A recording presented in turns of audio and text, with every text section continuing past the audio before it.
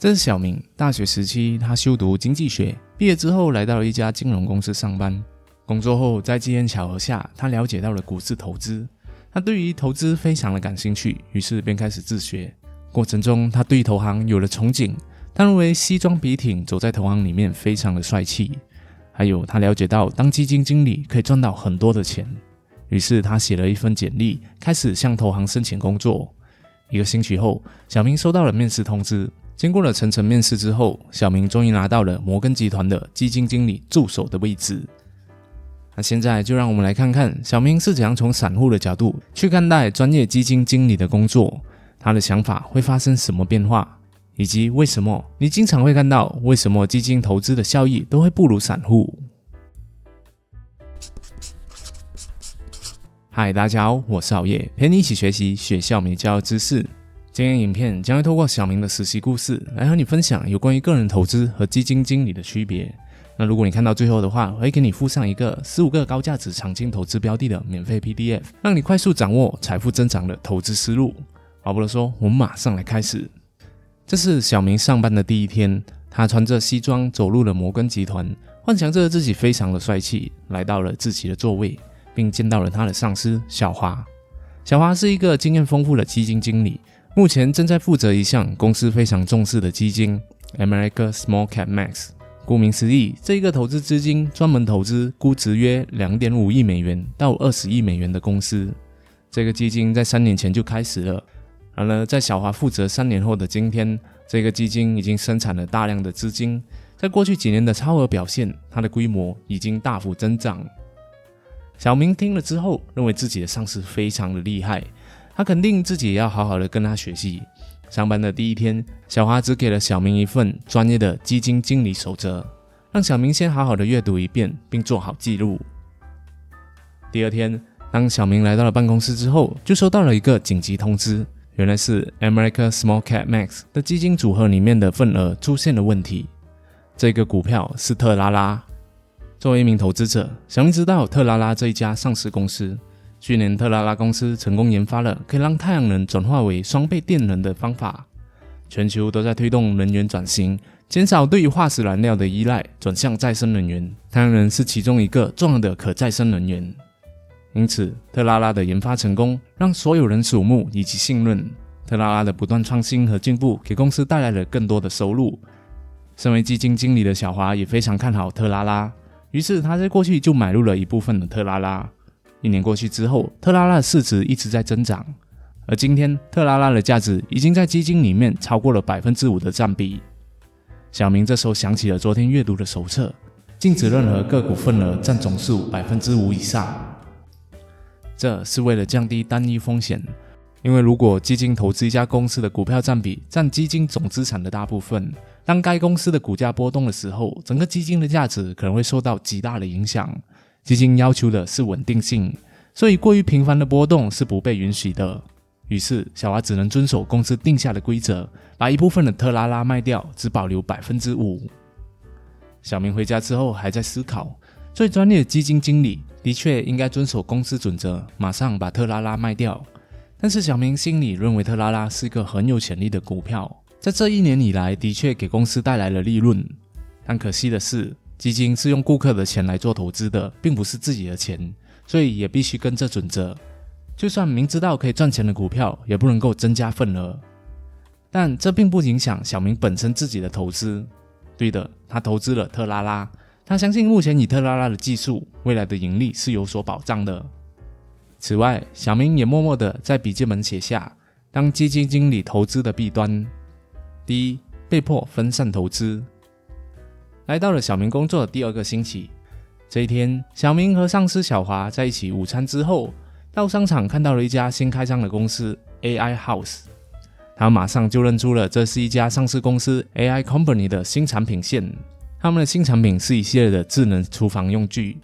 例如智能电饭锅，只要设定好时间和分量，每天就会自动煮好。再例如智能汤锅，只要早上把材料放好，到设定的时间的时候就会自动煮好了。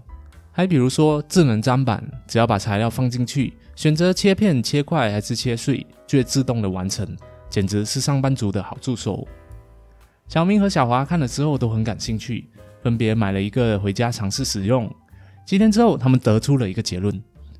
实在太棒了！于是他们在办公室里面开始上网查询 AI Company 上市公司的资料。他们把资料一一的核对他们基金的投资标准。第一，一定要有成长空间。打工族一整天上班之后，回家就能够吃上一口热熟饭，接下来就能好好的休息了，想必是所有上班族都梦寐以求的。市场需求量足够大，而且有持续增长的趋势，因此高成长空间有。第二，要能够获取高额利润。目前市场上并没有相关的智能厨房用具，因此它独特的产品可以在市场上建立竞争优势，从而设定比较高的价格，实现高利润。因此高利润有。第三，要有合理的价位。目前新产品才刚发行，看起来投资者都处在于观望的状态，现在正是入场的很好的时期，因此价格合理有。第四，估值达到公司设定的标准等等，只有3亿美元。虽然 America Small Cap Max 的基金标准投资公司的标准是 2.5 亿美金到20亿美金的 AI Company 符合标准，但是由于前几年基金的规模大幅增长，导致公司和客户都希望看到稳定的增长。然而这种小型的公司可能还需要好几年的时间才能够看到一些成效，并不能推动整个基金。因此在今年开始，小花就决定把目光集中在比较大型的股票上，而 AI Company 并不符合。况且 AI 也只是一个小型的新上市的公司，讨论度和数据上都不太乐观。小华仍然记得老板之前的指示，老板想要看到的基金的规模是越来越大，投资的资产越多越好，他并不关心如何管理，只要求数据上好看。因此小花和小明也只能放弃 AI Company 的投资。回家之后，小明依然在思考这件事情，他觉得很可惜在公司的时候不能够投资这一间很有潜力的上市股票，但他没有办法，于是他自己投资了5000美金，他相信自己的眼光。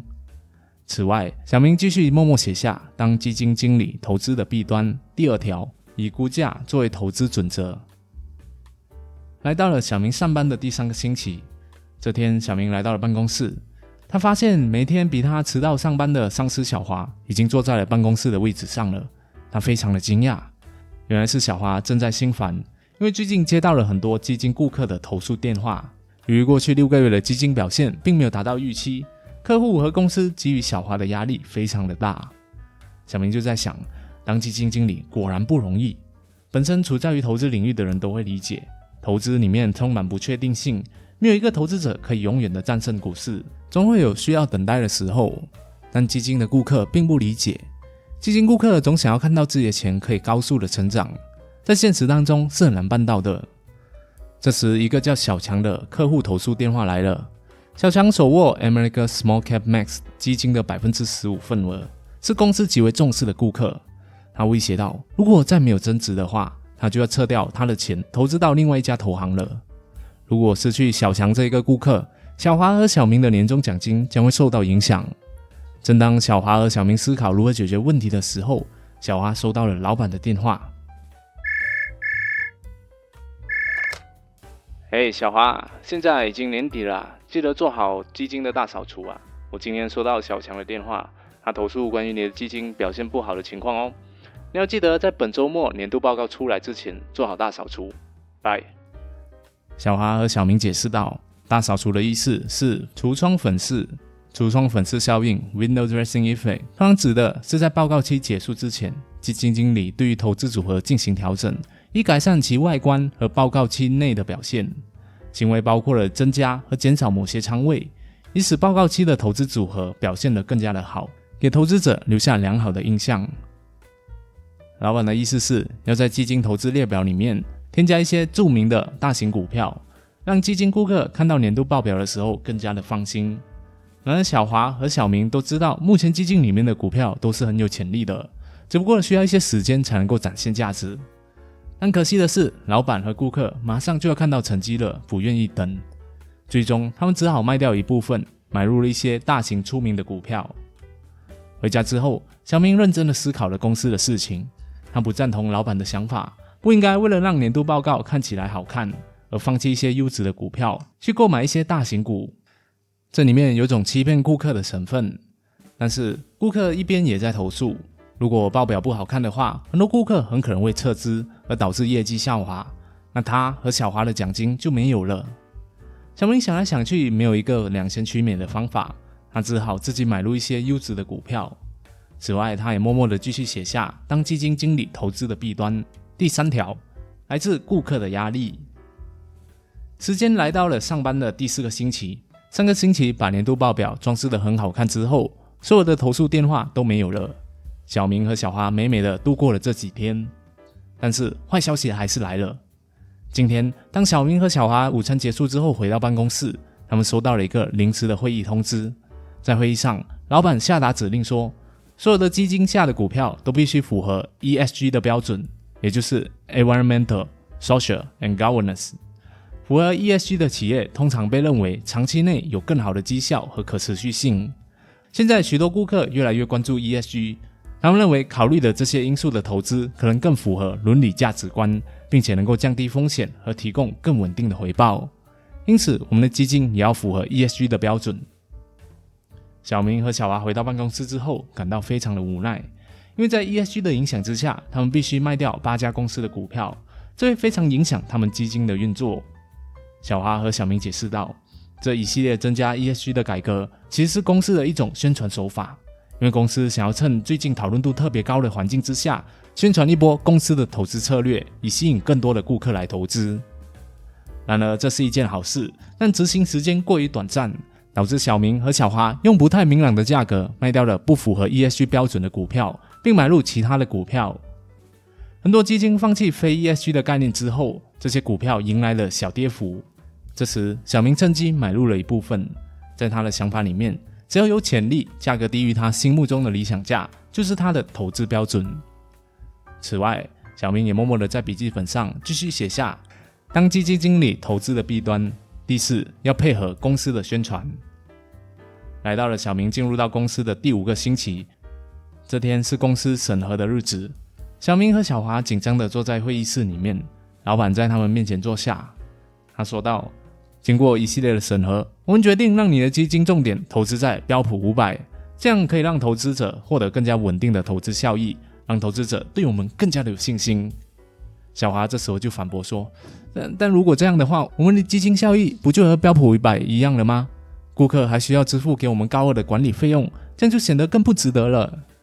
老板继续说，哎呀，前几个星期我接到了我们的大客小强的电话，他对你的投资决策非常的不满，我们不能够让他撤资 OK， 所以接下来的策略就只能往标普500看齐了。你只需要听从公司的决定，在每个月稳定的拿你的高薪就可以了。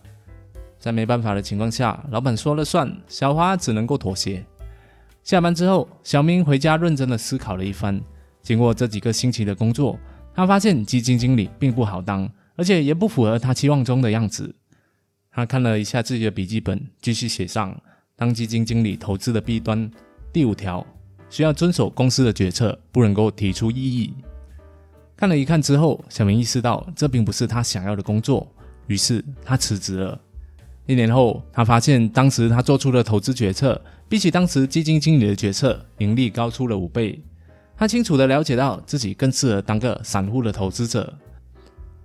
把钱拿去投资，的确可以实现资产增值的目的，但也有可能冒着血本无归的风险。因此，投资在投行基金或者是个股都有各自的利与弊。投资在投行的基金的好处非常的明显，那就是不需要自己打理，因为你请别人帮你打理，所以每年只需要付手续费、管理费等等就可以了。但事先了解清楚这些费用还是很有必要的。此外，相信大家都理解一个道理，授人以鱼还不如教人钓鱼。反过来用在自己的身上，你是想在未来的日子里面完全靠别人帮忙投资，还是靠自己管理自己的投资资产呢？哪一个会比较长久、比较可靠呢？世界上没有最好的投资，只有最适合自己的投资。只要有规划的学习投资知识，找到适合自己的投资策略，每个人都可以朝向自己的理想生活前进。那到了最后，我想要问你的是，你会选择把钱投资在投行基金，还是自己学习投资呢？欢迎大家在留言区互相学习讨论。谢谢大家的观赏，那么今天的分享就讲到这里了，希望可以对你有所启发。也别忘了帮我点赞和分享，以及领取15个高价值长青投资标的的免费 PDF 教学哦。我是郝烨，陪你一起学习学校没教的知识，我们下一集再见。